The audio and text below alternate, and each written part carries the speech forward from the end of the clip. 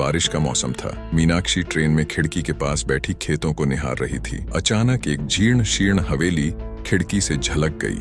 वो काली कोठारों और टूटी मीनारों वाली एक डरावनी हवेली थी। जैसे ही ट्रेन उस हवेली के पास से गुजरी, अंदर अंधेरा छा गया और बिजली चली गई।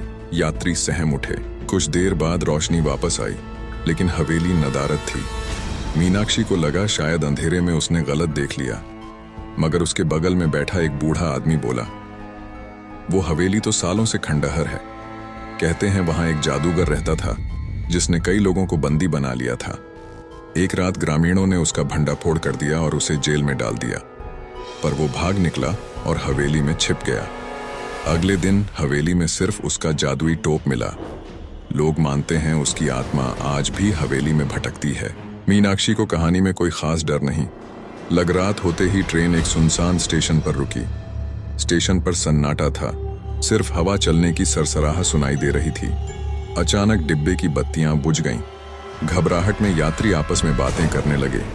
तभी मीनाक्षी को सामने वाली सीट पर एक काला साया दिखाई दिया। वो धीरे धीरे उसकी तरफ बढ़ रहा था। मीनाक्षी की सांसें थम गईं। वो हिल भी नहीं पा रही थी। तभी बूढ़े आदमी की बातें उसे याद आईं। उसने अपनी जेब में रखे उस छोटे से ताबीज को जोर से पकड़ लिया। ताबीज उसकी दादी ने दिया था। अचानक काला साया हवा में गायब हो गया और रोशनी वापस आ गई। स्टेशन पर अनाउंस हुआ कि कुछ तकनीकी दिक्कत की वजह से ट्रेन में देरी हो रही है। सुबह होते ही ट्रेन आगे बढ़ी। मीनाक्षी ने राहत की सांस ली, मगर उस बूढ़े आदमी का कहीं पता नहीं था। शायद वो उस सुनसान स्टेशन पर ही उतर गया था। मीनाक्षी को नहीं पता था वो जादूगर की कहानी थी या सच, लेकिन वो ताबीज अब उसे हमेशा के लिए अपने पास रखने का फैसला कर चुकी थी। ट्रेन अपनी रफ्तार पकड़कर आगे बढ़ रही थी।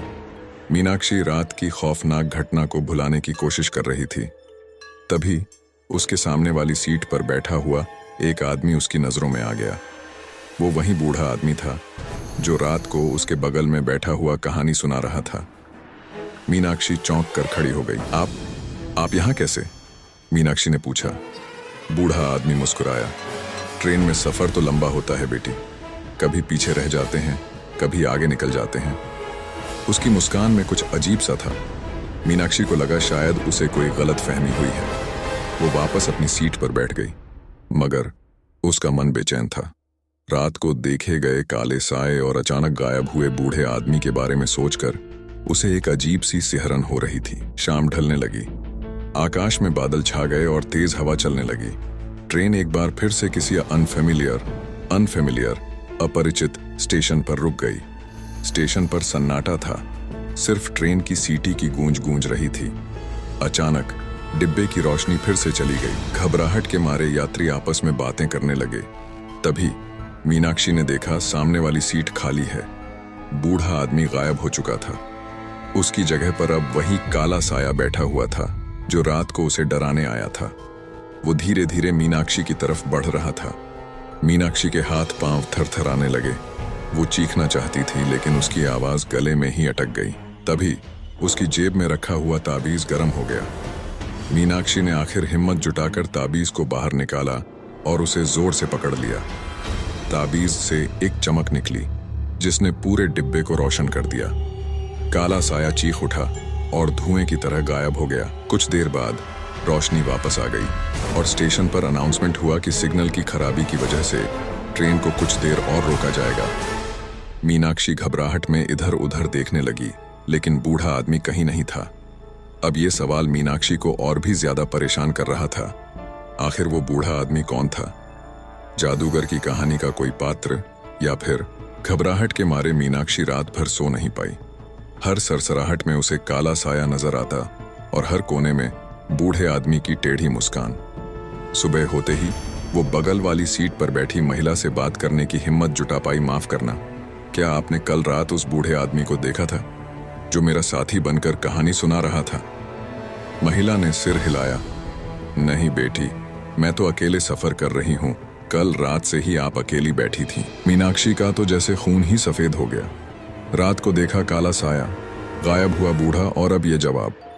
क्या हो रहा था? तभी डिब्बे में अनाउंस हुआ, आगामी स्टेशन पर ट्रेन थोड़ी देर रुकेगी, यात्री अपना सामान संभाल लें। स्टेशन पर उतरते वक्त मीनाक्षी ने देखा वो बूढ़ा आदमी प्लेटफॉर्म पर खड़ा है।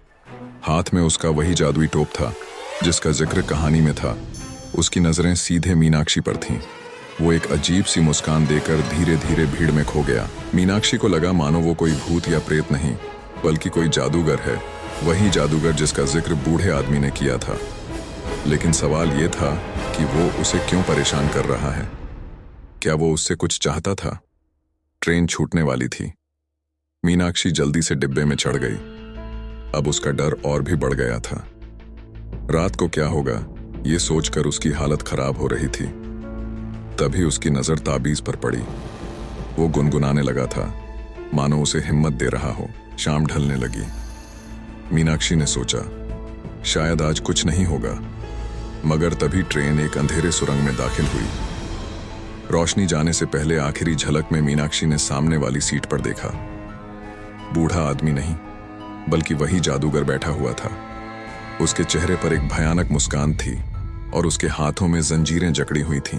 सुरंग के अंधेरे में ट्रेन धीमी गति से चलने लगी। मीनाक्षी दम घुटने जैसा महसूस कर रही थी। ताबीज तेजी से गर्म हो रहा था, मानो उसे किसी बड़े खतरे की चेतावनी दे रहा हो। अचानक जोरों की हवा चलने लगी और डिब्बे में ताश के पत्तों की तरह हड़कंप मच गया। चीख पुकार मच गई। कुछ ही पलों में डिब्बे का दरवाजा खुल गया और काला साया लपक कर अंदर आ गया। मीनाक्षी कोहनी के बल पीछे हटने लगी। जादूगर भी डिब्बे में कूद पड़ा। उसकी जंजीरें खनक रही थीं।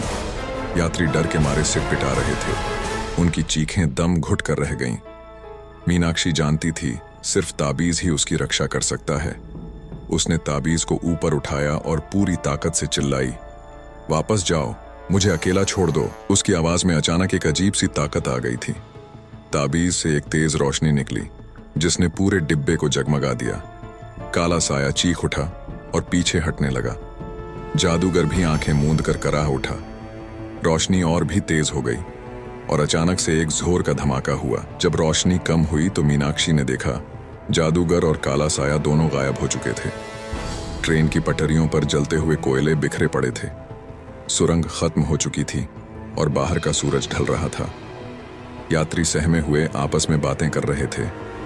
मीनाक्षी थक कर सीट पर गिर पड़ी। उसका पूरा बदन पसीने से तर था, लेकिन वो जिंदा थी। ताबीज अब ठंडा हो चुका था। शायद इस बार उसने किसी बड़े खतरे को टाल दिया था, मगर सवाल ये था कि ये जादूगर कौन था और वो उसे क्यों परेशान कर रहा था। ट्रेन अपनी मंजिल की तरफ बढ़ती रही। मीनाक्षी को पता नहीं था कि उसकी यात्रा खत्म हो चुकी है या अभी और भी मुश्किलें बाकी हैं। लेकिन एक बात तय थी, वो हार मानने वाली नहीं थी। वो इस रहस्य का पता लगाकर रहेगी और उस ताबीज की शक्ति को समझने की कोशिश करेगी जिसने उसे बचाया था।